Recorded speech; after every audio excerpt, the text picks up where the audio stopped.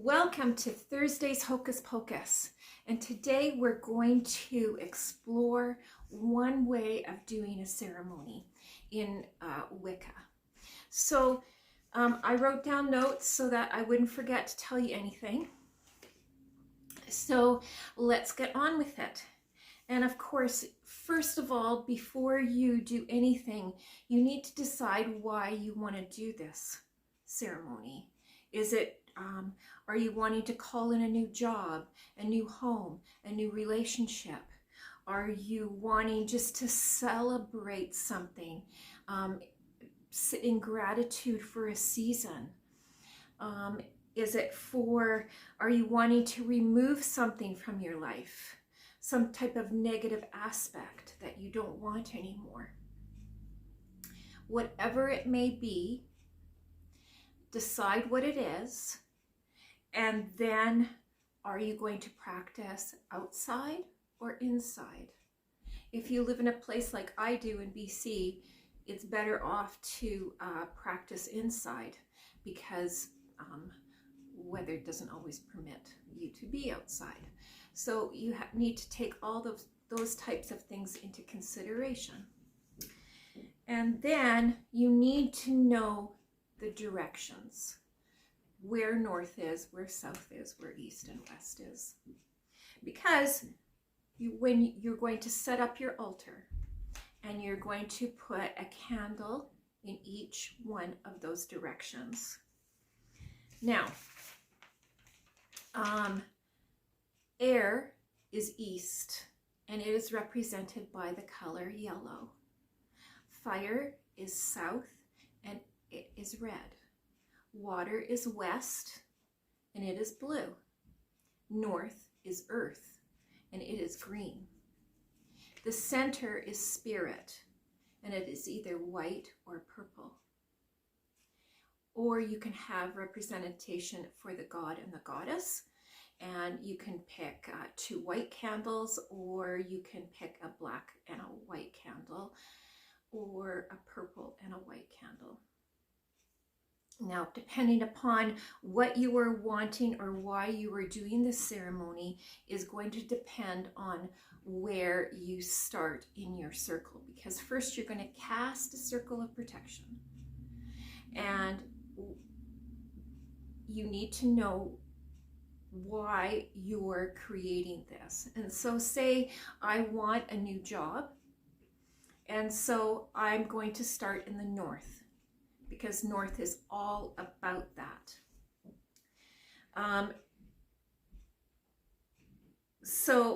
I'll just talk you through all the directions first. So south is usually for relationships because it's a fire. It is passion and it burns inside of you. And so it has anything to do with relationship usually. Water is in the west. It is about emotional issues. It is the flow of things, the self-reflection and the self-understanding of things. Air is in the east. It is all about inspiration, new thoughts, new learning, fresh starts. And the north is the element of the earth. It can be used to call in abundance of all kinds.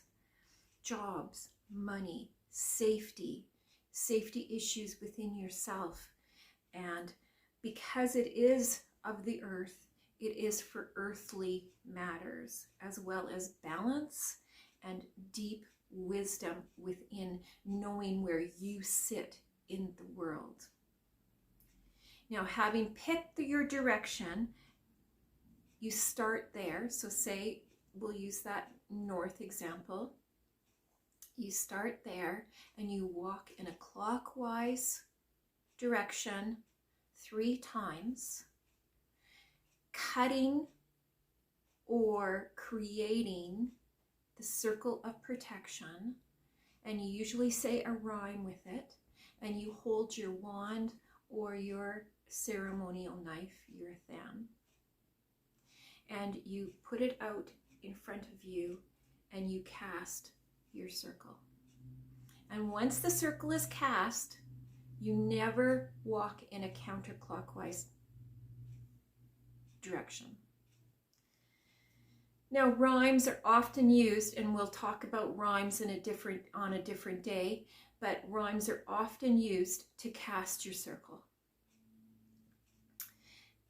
Now, once the circle is cast, then you go to your candles and you call in each one of your directions. So if you started in the north, then you start in the north again and you go clockwise. So, and again, as you call in the direction of the north, you use another rhyme. And like I said, we'll do that another day, another talk. Now you are ready to, once you've called in all your directions and your god and your goddess, if you're using that, then you're ready to do your magic. And that can include burning of herbs, writing out what you want to call in, and also writing out what you want to eliminate out of your life so that you have room to bring in that new magic. As well as you can burn it in your cauldron after you have said it. Sometimes people like to say it 3 times or 5 times and then burn it. You can burn herbs, like I said, to help create. You can, there's tons of different things you can do. You can have a drink and then offer it to the god and the goddess. You can have a food item, a cookie or something, and also offer that to the god and the goddess as well. And you say a little rhyme and a thank you. And then after all of that's done and you feel complete in your magic, then you go in a counterclockwise position, starting with the